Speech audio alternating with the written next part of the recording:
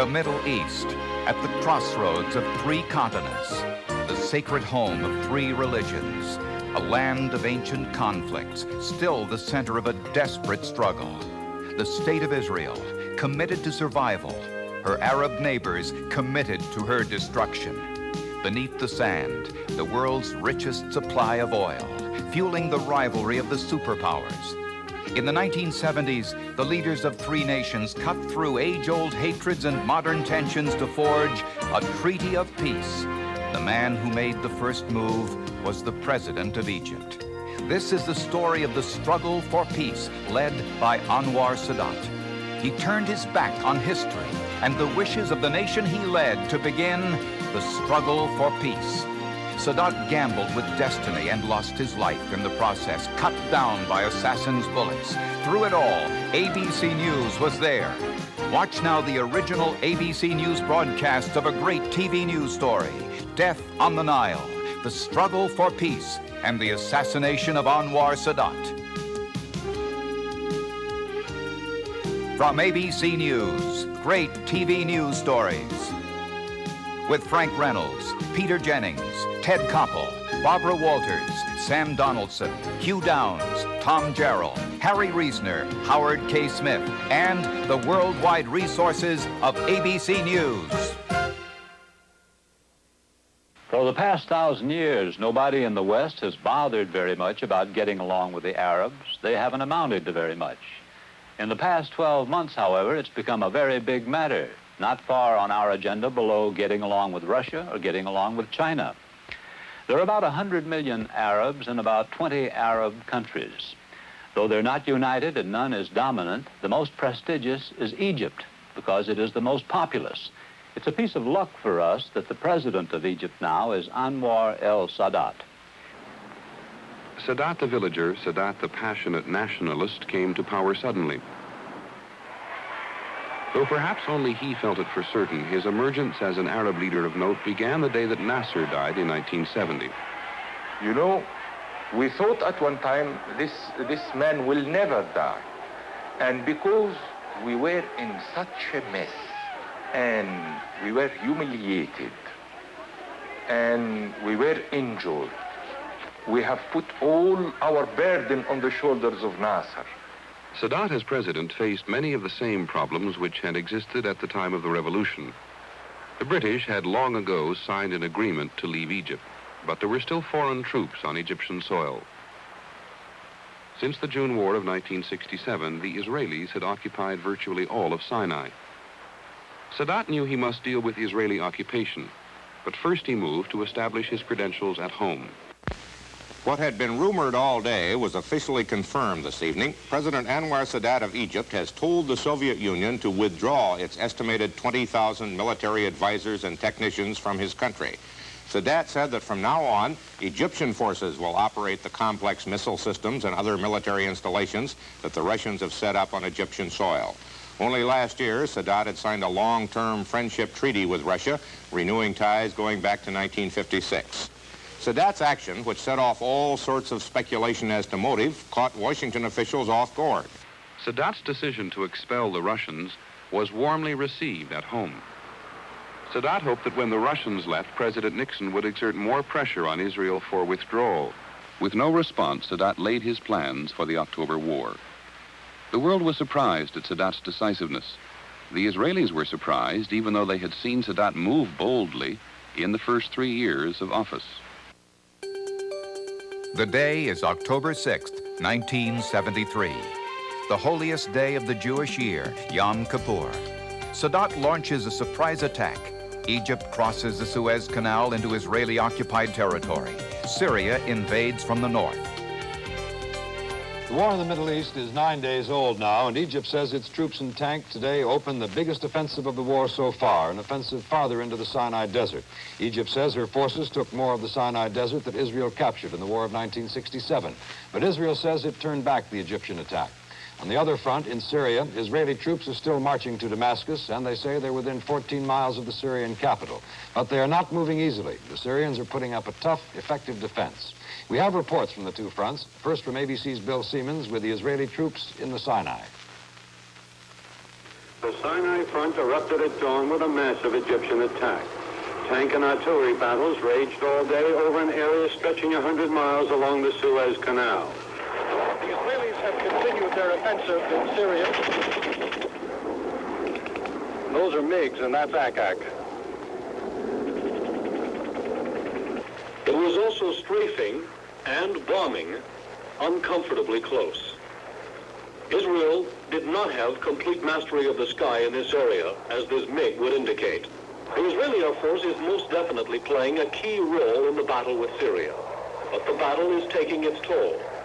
American intelligence estimates are that the Israelis may have lost as many as 90 planes in the past week. Although if Arab claims were accepted, they would have lost 469, leaving the Israeli Air Force with only 19 planes left. Sadat maintains that his diplomatic failures left him no choice but to fight. It was aimed as a limited operation. The land was not my aim at all. I wanted only to prove to the whole world that the Israeli theory of security would collapse and we would cross the canal and we could capture the barley flying. These were my aims. After 18 days and massive American aid, the Israelis throw back the invasion. But Sadat has won a political victory. The war left Sadat as a world leader with whom other leaders had to contend. President Nixon came to call. Sadat was now critical to peace or war. Henry Kissinger trekked to his door. Sir, to what extent do you think your personal rapport with Secretary Kissinger has been a factor in the change that you refer to? Well, believe me, I always believe in personal contacts. And then when you find a Secretary of State who knows the full details about the problem and who is a man of trust and vision, I think we have done a lot. And our friendship and relation really is a milestone. Well, when you first met Secretary Kissinger, did you get along well with him from the start? Well, the first time I met him, we had a 3 hours discussion and we reached the 6 points in that meeting. I was accused by some of my Arab colleagues of surrendering everything to the United States and so. But it has been proved after that with vision, imagination, and efforts and trust, we have reached the best conclusions. And we are trying to reach the end of this problem, as I told you. What else do you and Dr. Kissinger talk about besides business, if anything?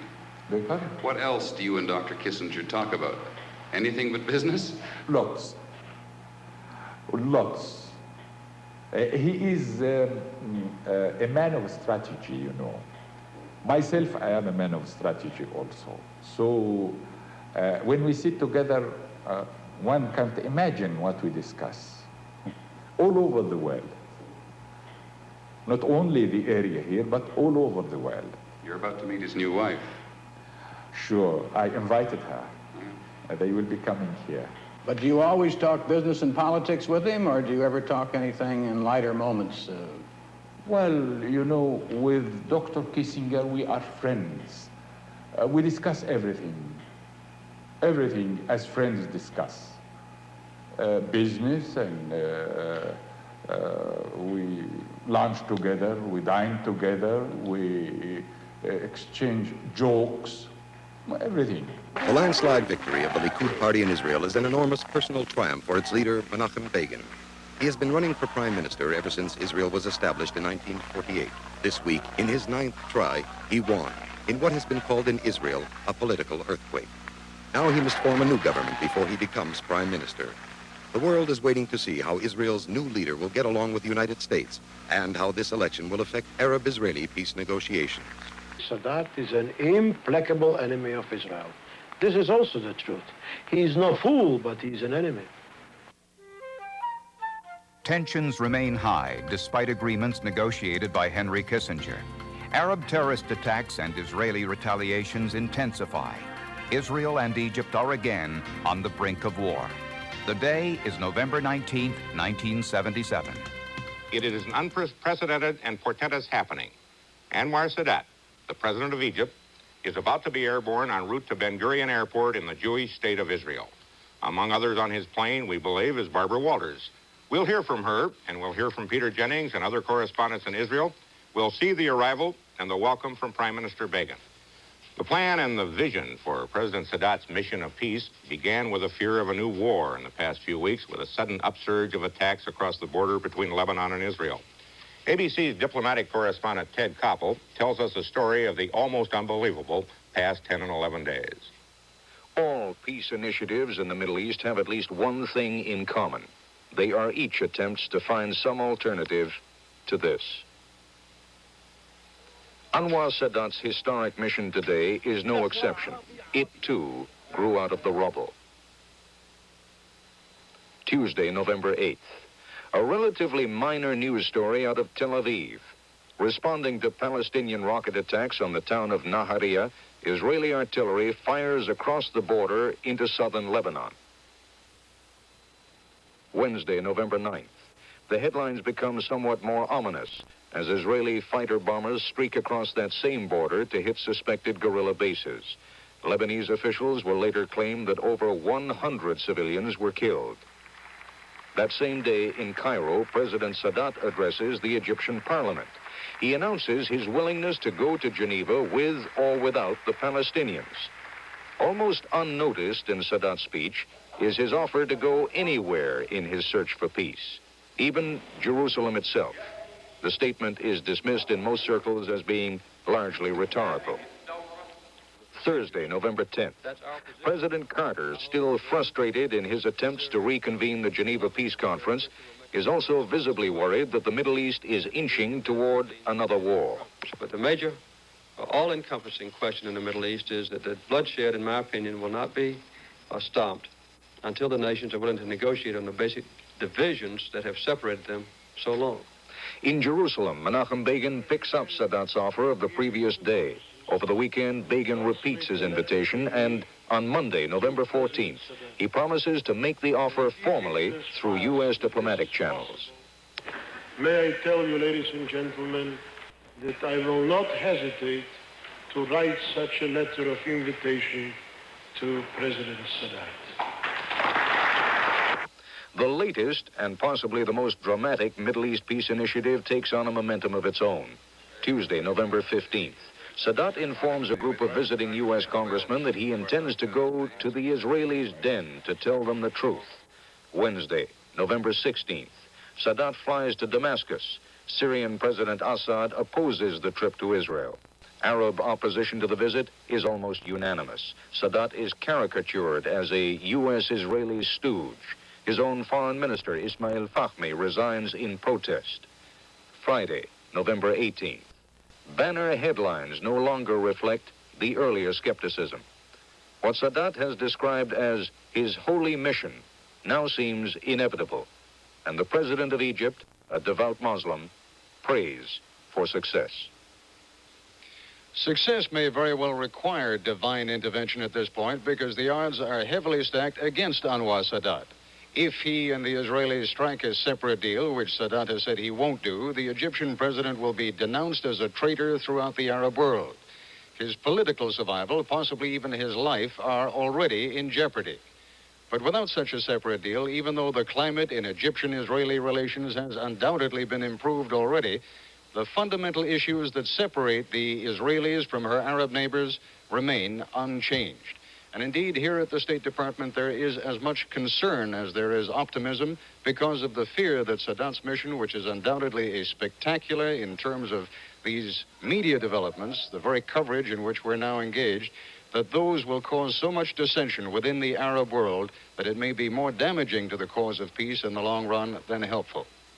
At the airport in Tel Aviv right now is Peter Jennings. Peter, what's going on there?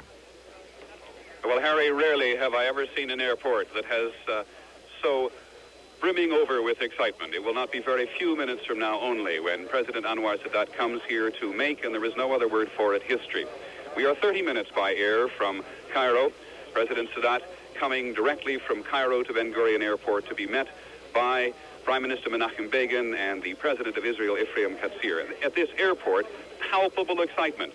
Israeli and Egyptian flags all over the place. Egyptians here. The advance party arrived just a short while ago.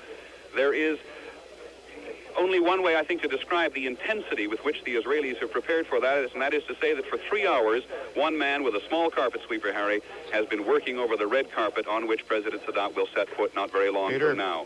There is an enormous fascination here between the Egyptians and Israelis already here, just staring at each other, looking at the outset out of the corners of their eye, but now just waiting for Sadat to arrive.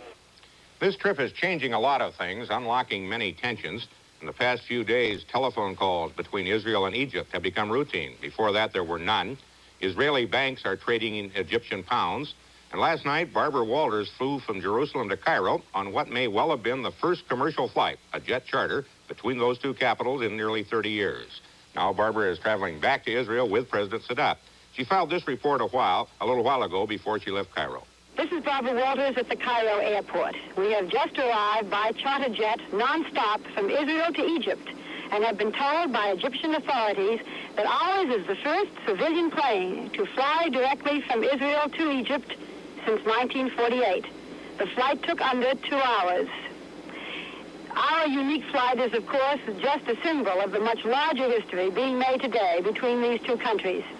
President Sadat right now is at the Suez Canal zone, and we leave here shortly to join him for the flight to Israel. When we arrived at the airport, we were immediately met, our passport with their Israeli stamps approved, no trouble. Our last view of Israel were the signs at the airport saying, "Welcome, President Sadat." Our first view of Egypt, the pyramids on the sand, and then this airport with the officials and the crew as excited and as curious about our arrival as we were about them. Our next stop, Suez, then Tel Aviv. This is Barbara Walters in Cairo. While he was getting off the plane in Tel Aviv Saturday, Sadat broke into a smile that seems to have broken the ice of formality. And at dinner tonight, the two enemy Mideast leaders looked like longtime friends.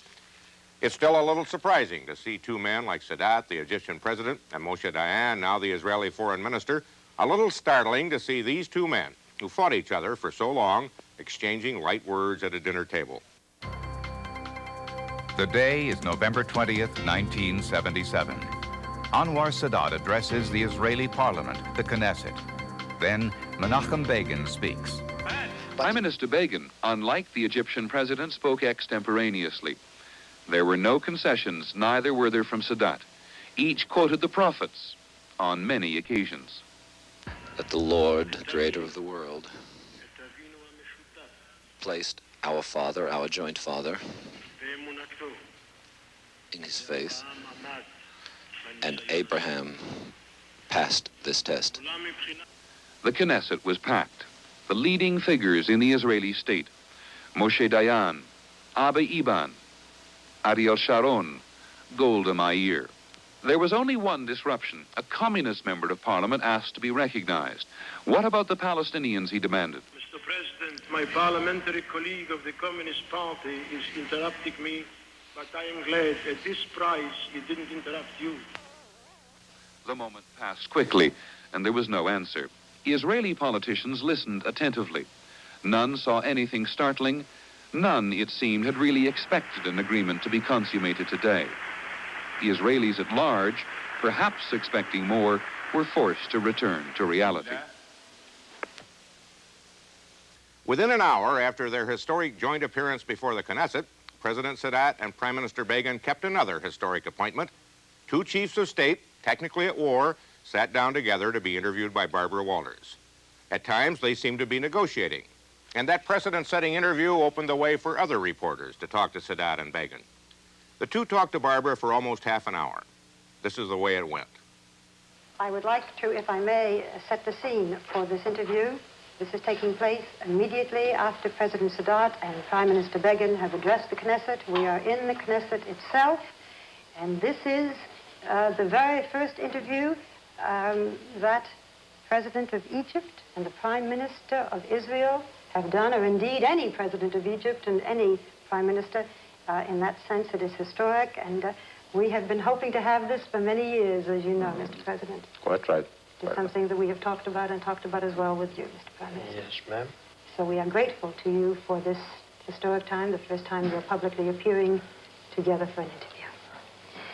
Does this mean, Mr. President, that ambassadors, that your ambassador and the Israeli ambassadors can now meet and talk, or even as you said in your speech, that they could give greetings, which they've never done before? Well, I have stated this in my speech, and for sure I shall be conducting talks with Premier Begin tonight and tomorrow, and we shall arrange all these details. So that after tomorrow, your ambassadors, for example, your two ambassadors in Washington, can meet and talk? Why not? Well, because they never have before. It has never happened, yes. But I said today we are ready. There should always be a beginning. And I can only express my deep satisfaction with the words uttered by the President. I do hope that starting from tomorrow, the ambassadors of Egypt and Israel all over the world will give common interviews, will meet with journalists and express their opinions, and that would apply also to the United Nations. Would this mean that there would be an exchange of ambassadors to your two countries, an exchange of tourists, an exchange of students? Not yet. Not yet. We must reach first the ending ending of the state of belligerency in the peace agreement or peace treaty. And then after that, all this can be regulated. I hope it will come. Mr. President, up until yesterday, and as you suggest now, Israel and Egypt were in a state of war. Do you still consider that you are in a state of war? Unfortunately, yes. We want to abolish the state of war. I have, thank God, the recommendations of 3 presidents. 2 President Sadat. And as I said, this is my feeling. We really like each other. We may have differences, but we like each other.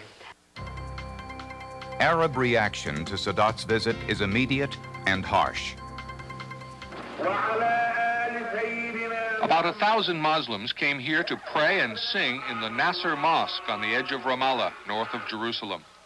Most of the men here were from local neighborhoods, but a small delegation of West Bank mayors showed up. In all, perhaps 24 municipal officials from as many communities came here. Rather than join Sadat at prayer in Jerusalem, they came here to protest his presence in Israel. And they chose a mosque named for Sadat's predecessor to symbolize their mistrust of his intentions. Sheikh Silwadi read passages from the Quran, but there was no mention of Sadat by this holy man nor by anybody else inside the mosque. Outside, young boys sold newspapers proclaiming Sadat's visit. The dissident Palestinian officials filed out with the Muslim faithful and lined up to shake hands with the mayor of Ramallah and his deputies in a show of solidarity. What they all want, said one, was a homeland of their own, not a separate peace between Israel and Egypt. We want Sadat to remember it. We want everybody to remember it in case they have forgotten in the tumult of the surprise and the great shock that the visit has caused. We want to tell the world that these are our aspirations and we are solid behind it, as you have seen in the mosque this morning. So the Palestinians protested quietly here this morning with prayers and handshakes. It appeared peaceful, much as Sadat's visit has appeared peaceful so far, despite the misgivings it has created here on the West Bank. John Martin, ABC News, Ramallah. As Sadat spoke to the Knesset, millions of Arabs listened to live broadcasts. Afterwards, reaction was mixed. Some were enraged by Sadat's implied recognition of Israel. One Syrian said his son died for nothing in the 1973 war, since this traitor Sadat does not even care about his own blood. Others were hopeful. In Lebanon, a school teacher said they both made it clear they want to live in peace. I'm pleased. Palestinian leaders denounced Sadat. One Palestinian group in Syria called for his assassination. Criticism was harshest in the nations like Libya and Syria, most hostile to Israel. Sadat remains in Israel 3 days. No formal agreements are made, but Sadat has shown the world Egypt intends to go forward towards peace. 1 month later, Menachem Begin visits Anwar Sadat in Egypt. The day is December 25th, 1977. Begin came in on an LL-707 to an Egyptian military airport about 15 miles from Ismailia. He was met by an official delegation which included Egypt's vice president and its prime minister. There was not the panoply of Sadat's trip to Jerusalem, as this is a working visit, not a state visit. But its significance was nevertheless profound. Begin got into an Egyptian military helicopter, something which in itself is rather hard to believe, and was whisked away to President Sadat's villa on the Suez Canal. After a short limousine ride, the two men met, both in dark suits, both extremely conscious that the eyes not only of their people, but of the world are upon them. The two delegations wasted no time in getting down to business, with Begin and Sadat both accompanied by their defense and foreign ministers and various aides. Egyptian-Israeli issues, which are said to be virtually resolved, are secondary to the main problem, namely the Palestinians. On this issue, there are fundamental differences. However, an important aspect of the Begin plan is to include Jordan in the administration of the West Bank. And Sadat's position is that the West Bank should be linked to Jordan. So there is a basis for negotiation. While the results of the summit are not predestined, enough agreement was probably made in advance that total failure is most unlikely. Barry Dunsmore, ABC News, Ismailia. Inevitably, November's euphoria was giving way to the old, hard realities. Jewish settlements in the Sinai. Begin's government announced it was expanding them. Sadat fired back that he would not allow a single Jewish settlement on Egyptian soil. That was early January. The next 6 months were marked by further erosion. A terrorist attack on the outskirts of Tel Aviv in early March sparks a new spiral of violence as a massive Israeli force cuts deep into Lebanon. Sporadic efforts to get direct peace talks going again fail at all levels. Finally, in July, a meeting is convened at Leeds Castle in England. In attendance, the foreign ministers of the United States, Egypt, and Israel. The meeting only serves to convince President Carter that something dramatic is required to keep the peace process from expiring altogether. Early August, the president sends his Secretary of State to the Middle East with invitations for Camp David. For 13 and a half frustrating days, the top leadership of 3 nations struggled toward compromise. For 13 of those days, success eluded them. And then, finally, it all came together. And the beaming leaders of Israel, Egypt, and the United States unveiled what they had wrought. But again, euphoria was premature. What had been achieved at Camp David was the framework of an agreement. A few weeks later in Baghdad, an Arab summit was scathingly critical of Sadat for selling out the Arab cause and the Palestinians. The significance of this meeting was that not only the Arab hardliners, but Sadat's friends and benefactors, the Saudi Arabians, joined in the criticism. Egypt's position was further weakened by Israel's policy of wanting to increase its settlements on the West Bank. This raised questions in Egyptian minds as to how serious Israel really was about wanting a comprehensive Mideast peace. Egypt wanted to get some legal link between this treaty and the granting of autonomy to the Palestinians on the West Bank and the Gaza Strip. This would be Sadat's way to prove he had not sold out. But Israel saw such linkage in a different context. So far, the West Bank Palestinians have shown no inclination to even talk to the Israelis, and Israel could see Palestinian refusal to participate in any autonomy plan as a way for Egypt to back out of its treaty. This argument over linkage was and still is the fundamental stumbling block to a peace treaty. A second and related issue has sprung up within the treaty itself. Article 6, Paragraph 5 states in part, in the event of a conflict between obligations of the parties under the present treaty and any of their other obligations, the obligations under this treaty will be binding and implemented. In other words, this treaty supersedes all others. Once again, this was a problem for Sadat, who has treaties with a number of Arab states. He wants to be free to go to the aid of a sister Arab state if Israel is the aggressor. Begin, of course, sees this as Sadat wanting another escape clause. Today, with his prestige and that of his presidency at stake, President Carter arrived in Cairo to make another personal attempt to produce a peace treaty between Egypt and Israel. The president's gamble began in Egypt, his aides insisting its outcome uncertain. He had come to Cairo to see President Sadat as the first step towards saving peace negotiations that only a few days earlier seemed to be on the verge of total collapse. Sadat, long seen by Mr. Carter as the more flexible of the antagonists, agreed to make concessions, but not on every point. And when the two men parted, there was a feeling that the toughest bargaining lay ahead in Israel, with Prime Minister Begin, with a government and people that fear to exchange defense advantage for anything less than ironclad guarantees. Still, to Begin and to the Israeli Knesset, the president's message was that only peace brings real security. The talks made some progress, but not enough. And last night came the gloomy announcement that the president was going home today with disagreements still unresolved. But even as that announcement was being made, Foreign Minister Diane was calling on Secretary of State Vance to say, let's try again. And this morning, when Mr. Carter tried again, Prime Minister Begin said yes. Now the departure from Israel was anything but gloomy. Peace was at hand, but not yet in hand. Once more, the president returned to Egypt. And once more, in a meeting at the Cairo airport, Mr. Carter called on Sadat for flexibility, enough to match Begin's yes. The president announced the results. President Sadat has carefully reviewed all these remaining issues and has accepted these same proposals. I have just informed Prime Minister Begin by telephone of President Sadat's acceptance. I am convinced that now we have defined all of the main ingredients of a peace treaty between Egypt and Israel, which will be the cornerstone of a comprehensive peace settlement for the Middle East. Thank you. It sounded like peace. Could it be true? Well, does this mean peace, Mr. President? Is it peace? I think I better stick to that statement because it's been approved by President Sadat and by Prime Minister Begin. But it sounds like peace if the Israeli cabinet agrees.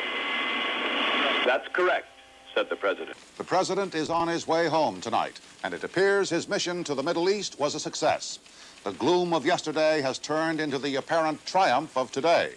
Here's Peter Jennings in Cairo.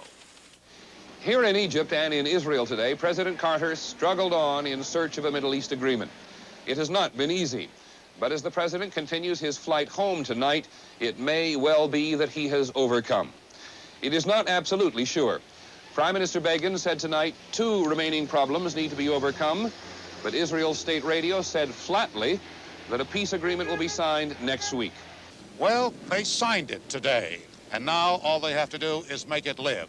A treaty of peace between the Arab Republic of Egypt and the State of Israel. 30 years and 4 wars too late, but today, in what Anwar Sadat has called Jimmy Carter's show, the leaders of Egypt and Israel pledged to make war no more. Standing in front of the flags of the 3 nations, the 3 leaders clasped hands in a moving and emotional display of what this day was all about. Here's our White House correspondent, Sam Donaldson. They walked through the north portico door of the White House just after 2 p.m. 2 men still technically at war, flanking the mediator who was bringing them to the moment of peace. They walked the few steps to the north lawn, where some 1,200 guests were waiting. They stood for their national anthems, a fresh north wind streaming the flags. Anwar al-Sadat, the Arab who dared to set aside hatred. Menachem Begin, the Jew who dared to set aside suspicion. And Jimmy Carter, the American who refused to give up in the task of bringing them together. Then, with no more fanfare, they signed the documents, including 3 copies of the Treaty of Peace, 1 in Arabic, 1 in Hebrew, a 3rd and controlling copy in English. It was the moment of peace. They shook hands, and they tried to say what it meant. Today we celebrate a victory, not of a bloody military campaign, but of an inspiring peace campaign. The dedication and determination of these 2 world statesmen have borne fruit. Peace has come to Israel and to Egypt.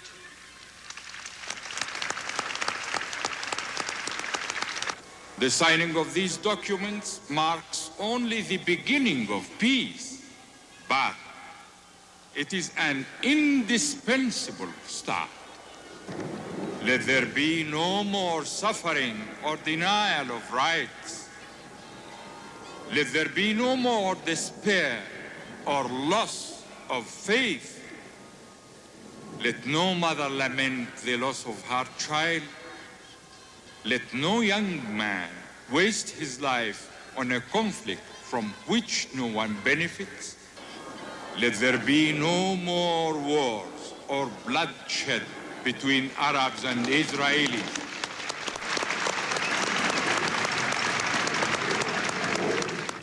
It is a great day in the annals of two ancient nations, Egypt and Israel, whose sons met in battle 5 times in one generation, fighting and falling. Now we make peace.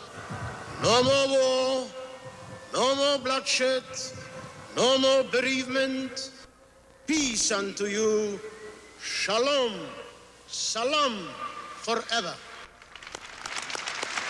Both Begin and Sadat paid effusive tribute to President Carter as the man who performed the miracle. And the president, the ceremony over and his guests departed, went back inside, obviously a truly happy man. Sam Donaldson, ABC News, the White House. Shakir Abdul Halim, raising his young family in his ancestral village near the Nile, says, "Let peace come," and the Israelis visit his village. The Jews were good traders here once. And if peace brings prosperity, the village needs more electrification, a high school, better water systems. Rural Egypt, just over half the population of 40 million, seems happy about the treaty. At the other extreme, the most visible opposition to the treaty here comes from Muslim fundamentalists. One sermon here in Cairo this weekend openly called for Muslims to fight the Jews, lest this Islamic nation be lost. But these voices are not predominant here. Tonight here in Cairo, no great jubilation nor revolt either as the signing took place in Washington. Most television sets seem to be tuned to the live coverage from the U.S. In the humble Cairo household of Ahmed al-Tawabi, 3 generations watched the ceremony. In Cairo's coffee houses, the regular evening customers watched as their president and 2 other heads of state became momentary focus of the world's attention. As a nation with 5,000 years of unbroken population in the self-contained river valley, Egypt does not face tonight such dramatic national changes as the promise of open borders for the first time is bringing to young modern Israel. The main celebrations here in any case are planned for the day when President Sadat returns from the U.S. For the present, most Egyptians seem to be following the lead of President Sadat when he says that peace should benefit old Egypt, but that it will be a slow process. Bill Blakemore, ABC News, Cairo. In Egypt, the benefits of peace are slow to come. Opposition to Sadat is growing.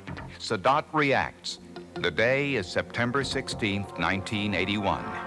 What Sadat did in a single blow was arrest and imprison until trial virtually all his threatening opposition, at least 1,536 people, accused as Christian extremists, Muslim extremists, and lawyers, politicians, students, journalists, citizens who have spoken or written or otherwise demonstrated their dissent with Sadat. The catalyst, no one for sure can say. One can only present the theories. To begin with, Sadat himself is a religious man, and yet the biggest group dragged in, well over 1,000 of them, is Muslim extremists, or as they're also known, Islamic fundamentalists. Sadat alienated them nearly 4 years ago when he went to Israel. They oppose peace with Israel. They oppose anything, in fact, with Israel but war. And while it is apparent in Egypt that the peace process has won Sadat the support of most citizens, to the fundamentalists, a Jewish state, by religious law, will always be the enemy, the infidel. The fundamentalists also are a thorn in Sadat's side for their opposition to Western influence in Egypt, namely the influence of American troops, American money, American morality, all of which have established footholds in Egypt today. Little over a month ago, an estimated 100,000 Islamic fundamentalists gathered outside one of President Sadat's residential palaces. With an eye on what happened to the Shah in Iran, Sadat could see that while these people are not considered a majority, they are vocal and they are organized. The other important group put out of commission this month was Citizens with a Forum, lawyers and politicians and journalists and so forth. Now, looking at Egypt today, one can see, and they have complained, that peace with Israel has not brought Sadat's promised prosperity. The Egyptian economy is richer than ever before in modern memory. But to simply look around, all that has filtered down is inflation. Sadat has been attacked for that, and his sensitivity has worn thin. Likewise, in the Arab world, Egypt once was the irrefutable leader. But because of peace with Israel, Egypt today still is the pariah. Sadat has tried at times to rebuild his bridges, earlier this year even selling arms to Iraq. But he and his people remain lonely and isolated. Some of these people have attacked him for that, too. Now, the arrest and exile of Christian extremists on grounds of religious strife is thought by many merely to camouflage Sadat's effort to stifle political dissent. Sadat himself is of fellahin, or peasant stock. He often returns to his native village to reinforce that background, since most of Egypt's 43 million people share it. Last week's referendum on Sadat's crackdown with 99.45% approval seemed to verify their affinity for him. October 6, 1981. As he had done for 7 years, President Anwar Sadat was in the reviewing stand, presiding over the annual military parade commemorating Egypt's attack on Israel in 1973. The parade was orderly and predictable. We interrupt this program to bring you a special report from ABC News. Now in Washington, here is ABC correspondent Steve Bell. This is Steve Bell in Washington, and the latest word on Egypt's President Anwar Sadat is that he has in fact been wounded. He is in the hospital. He has been shot 3 times. The latest indicators seem to be that the wounds are not as serious as first believed. Egypt's President Anwar Sadat shot today in Cairo while he was attending a military parade on the 8th anniversary of the October 1973 war. President Sadat and a number of others who were in attendance with him in the reviewing stand were wounded. The shots came from what appeared to be Egyptian soldiers coming out of the back of a military vehicle that had passed in review. We have had a confirmation from the president's official press spokesman, a man by the name of Sharif Ataya, who says President Sadat is dead. We must attribute this to the official press spokesman, Mr. Sharif Ataya, who told ABC on the phone 5 minutes ago that President Sadat is dead. I've just been on the phone with Joe Benton, who's at the Senate Foreign Relations Committee, and Senator Percy, the chairman of the committee, opened the meeting by reminding everybody that there is an open line between the embassy, our embassy in Cairo, and the State Department. And Percy said his information is that Sadat is still in stable condition. Takes some adjustment. But there is the announcement from the Vice President, Hosni Mubarak. And you were able to see the dreadful carnage there as these people jumped out of that military vehicle, and then just without any warning at all and any indication that anything like this was going to happen, opened fire and just sprayed the reviewing stand. They got their target. They got Anwar Sadat. Here with the inside story of that assassination, a moment of crisis, is Tom Gerald. Tom? Hugh, the 5 assassins were members of an outlawed Muslim extremist group called Jihad, who, with surprisingly little planning, put together what became one of the most spontaneous assassination plots ever. Their goal, the overthrow of the Egyptian government. Around 1 p.m., jets streaked overhead, their roar and colorful exhaust grabbing the attention of those in the stands. That was the moment the assassins chose to strike.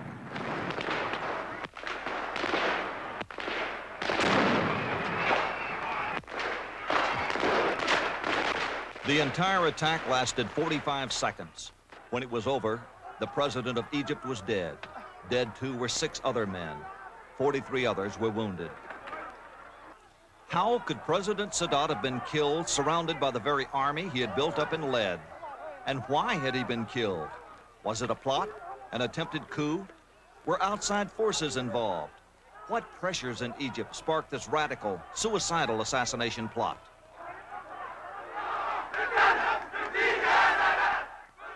For those of us in the West, Sadat was perceived as a popular leader in his own country. Having achieved peace with Israel, Sadat hoped to finally turn away from war and bring prosperity to Egypt. But in fact, that quest for prosperity, the flood of Western money, and an increasing taste for Western ways only alienated many of his countrymen from Sadat. He was seen as moving too fast, much like the former Shah of Iran, steering Egypt further and further from the foundations of Islam, thereby betraying the ideal of an Islamic state.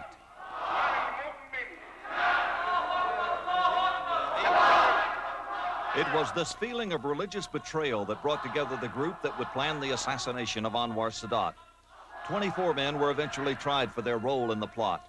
Of these, 5 were executed for having been directly responsible for the death of Sadat. The desert was the only safe place where the extremists could train in guerrilla warfare. It was where they kept their weapons. Out here on the shoulder of a desert highway south of Cairo, various explosives were hidden, including 13 hand grenades. They were dug up from beneath kilometer marker number 80 and delivered to the 4 assassins. They easily infiltrated the ranks of the Egyptian army. No questions were asked as they presented themselves to the officer in charge. At the same time the 4 assassins were making their final preparations, the man whom they had set out to kill arrived at the reviewing stand for the parade.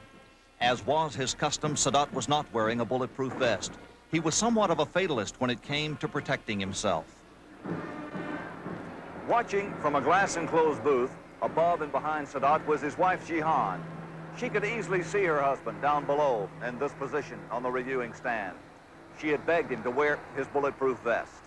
Sadat even removed one of his bodyguards from his post directly below because he obscured Sadat's view of the parade. Meanwhile, the trucks of the 333rd Brigade, the brigade that included the 4 assassins, were slowly moving up the line. This is Sadat's private interpreter, Salim Resgala, who was seated in the front row to the president's left. I found the door of the truck open. A tall, dark young officer shot out of that place, carrying a hand grenade, and I could see him take 2 steps, then turn and hurl that hand grenade. And I could see it fly up in the air. And I could see this grenade actually landed right in front of the wall in front of the reviewing stand. Sadat actually looked to the left, because the explosion was to the left, actually, to his left. And I looked to the right. And almost instantly, I found that there were 2 machine guns on the side of the truck, and I found somebody shoot him in the neck. And he dropped. ABC cameraman Fabrice Moussas was positioned about here in the press section, taping the parade. As the gunmen were starting to come off the truck and throwing grenades, which were all landing short of the reviewing stand, I took the camera off the tripod, and Ali and I ran towards the reviewing stand. And we're sort of running parallel at the same time, about the same speed as the gunmen. The 4 assassins advanced quickly toward the stands. And as they're running, one of them hides behind the Egypt TV camera, which has been left unmanned. The others are already in front of the reviewing stand. The man behind that camera was the sharpshooter, Hussein. It was his first blast of bullets from the truck that likely killed Sadat. As cameraman Fabrice Moussas and soundman Ali Ashmawi ran toward the stands, they were unknowingly on a collision course with Hussein, who was nearing the steps. As we came over here, we had to come all the way out here because this area was roped off. Sadat's photographer was protecting himself behind this wall. One of the gunmen at this point turned around 180 degrees and pointed his gun at us. And it's, again, split second, eye contact, a moment of hesitation, and I really thought he was going to shoot us. So we ducked behind this wall right here, okay? And so we were stopped in our run for the podium. I put the camera in front of my face because I really thought he was going to come around and shoot us. And I thought this camera was thick enough it could ricochet a few of the bullets. And it's only 6 seconds, but I think it goes on forever, and I'm dying to keep going. And we got up again, and we go towards the reviewing stand, up the steps, and I can see that Sadat's personal photographer, Mohammed Rashwan, has been killed. The attack was over in less than a minute.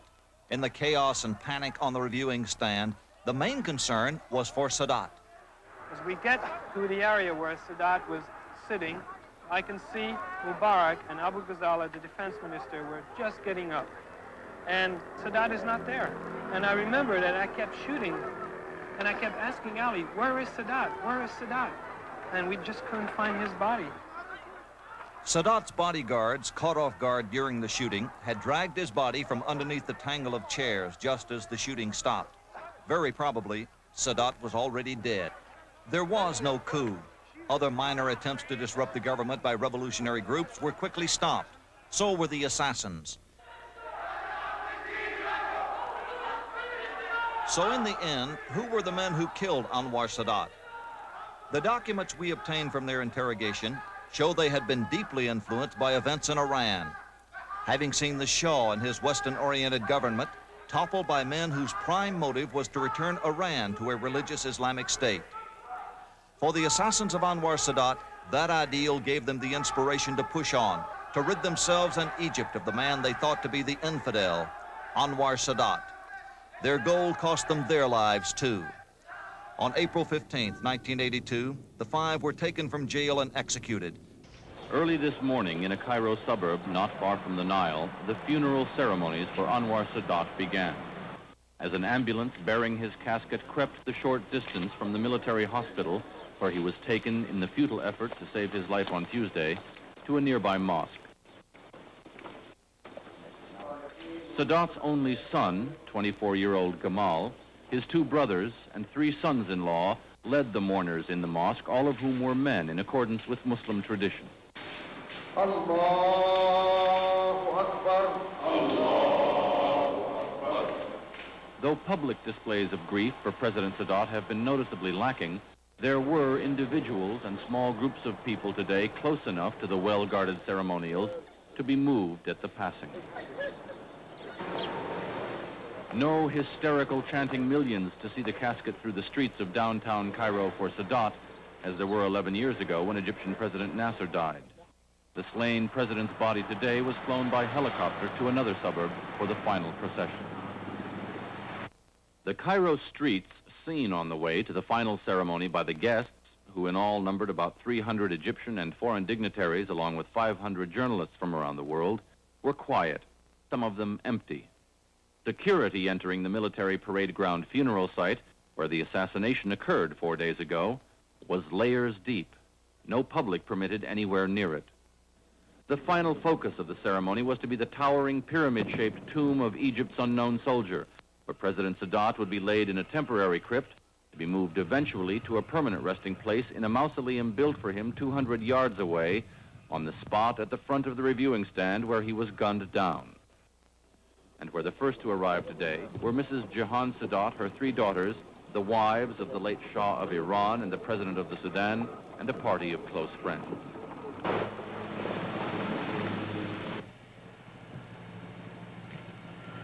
It's traditional at Muslim funerals often for only the family party to be present at the last moments. It's common at many funerals that the last moments are often overwhelming for those most personally affected.